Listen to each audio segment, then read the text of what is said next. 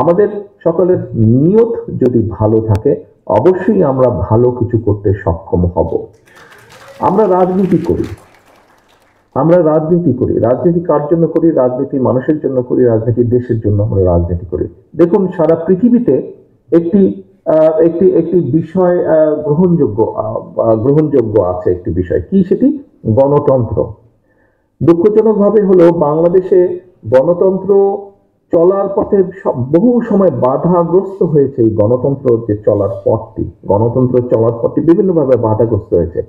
আজকে আমি মনে করি এখানে আপনারা যারা আছেন আমরা সকলে মিলে যদি একটি শপথ গ্রহণ করি এবং এই শপথটা যদি আমরা সকলের কাছে নিয়ে যেতে পারি, যে সেটি হলো যে কোনো মূল্যে হোক, আমরা যেই গণতন্ত্রের জন্য জুলাই আগস্ট মাসে প্রায় ১,৫০০-এরও বেশি মানুষ শহীদ হয়েছেন, যেই গণতন্ত্র পুনরুদ্ধারের জন্য গত প্রায় ১৬-১৭ বছর ধরে, এক যুগেরও বেশি সময় ধরে বাংলাদেশ জাতীয়তাবাদী দল বিএনপি সহ অন্যান্য বিরোধী দলের বহু নেতাকর্মী গুম খুনের শিকার হয়েছেন, সেই গণতন্ত্রকে যদি আমরা কন্টিনিউ করতে পারি, আমরা যদি এই গণতান্ত্রিক প্রক্রিয়াকে কন্টিনিউ করতে পারি, তাহলে অনেক কিছু সমাধান রাতারাতি হবে না, বাস্তবতা এটাই।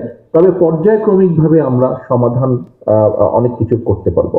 আজকে আমরা বিগত যে স্বৈরাচার, পলাতক যে স্বৈরাচার, তার সময় আমরা একটি জিনিস দেখেছি, এটা বাংলাদেশের ছোট বড়, শিক্ষিত অল্প শিক্ষিত অর্ধশিক্ষিত সব ধরনের মানুষ কিন্তু একটি বিষয় আমরা রিয়েলাইজ করেছিলাম, কোনো অ্যাকাউন্টেবিলিটি ছিল না দেশে, কোনো দেশের কোনো জায়গায় কোনো অ্যাকাউন্টেবিলিটি ছিল না, এবং সেজন্যই গুম খুন, সেজন্যই অর্থ পাচার, দেশের মানুষের সম্পদ পাচার, সেই জন্য এইসব মেগা প্রজেক্টের নামে কি হয়েছে আমরা দেখেছি।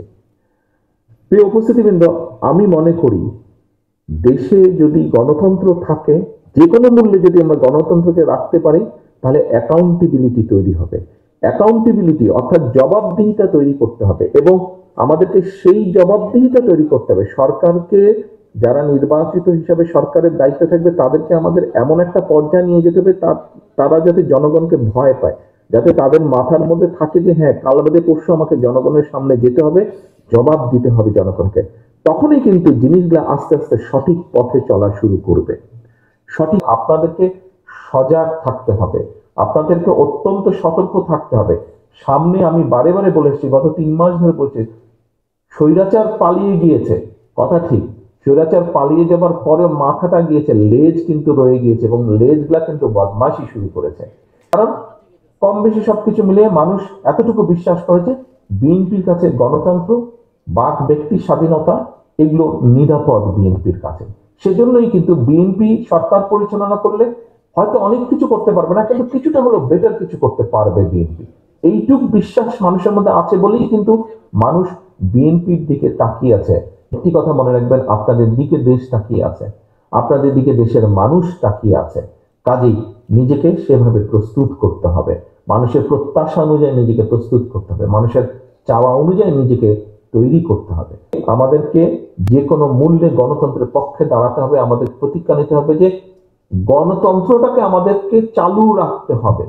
মানুষ নির্ভয়ে, নির্দ্বিধায়, নিঃসংকোচে মানুষ যাবে ভোট কেন্দ্রে ভোট দিবে। সেটি যে শুধু সংসদ নির্বাচন নট দ্যাট, সেটি ইউনিয়ন পরিষদের নির্বাচন, সেটি উপজেলা পরিষদের নির্বাচন হলে, সেখানে পৌরসভার নির্বাচন হোক, জেলা পরিষদের নির্বাচন হোক, সেটি কোনো মসজিদ কমিটির নির্বাচন হোক, সেটি কোনো ক্লাবের নির্বাচন হোক, সেটি কোনো ট্রেড বডির নির্বাচন হোক, অর্থাৎ যেখানে যেটাই হোক নির্বাচন হোক, প্রত্যেকটা গণতান্ত্রিক প্রক্রিয়াতে হতে হবে। গণতান্ত্রিক প্রক্রিয়াকে যদি আমরা কন্টিনিউ করতে পারি, গণতান্ত্রিক প্রক্রিয়াকে যদি আমরা চলমান রাখতে পারি, অনলি দেন আমরা এই দেশকে সামনে এগিয়ে নিতে পারবো। অনলি এই দেশের, তাহলে দেশের মানুষকে আমরা নিরাপদ রাখতে পারবো। আসুন আজকে এই ৩১ দফা যেরকম আমরা মানুষের ঘরে ঘরে পৌঁছে দিব, এই প্রতিজ্ঞা যেমন আমরা করছি, একইভাবে আজকে আমরা প্রতিজ্ঞা করি আমাদের হাজারো সহকর্মী যে কারণে প্রাণ দিয়েছে, অর্থাৎ গণতন্ত্র পুনরুদ্ধার, সেই গণতান্ত্রিক প্রক্রিয়াকে যেন আমরা কন্টিনিউ রাখতে পারি।